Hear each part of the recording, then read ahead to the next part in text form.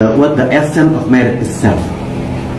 Because many people, if they are asking what the essence of marriage, they are connecting this question with the household, having the children, and then perhaps will be having the luxury house and also luxury home.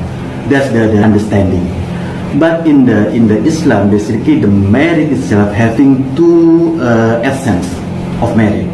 The first one regarding the iman, and then the second one regarding our taqwa, obey to Allah subhanahu wa ta'ala. And then the first one is iman. It is our essential of the marriage.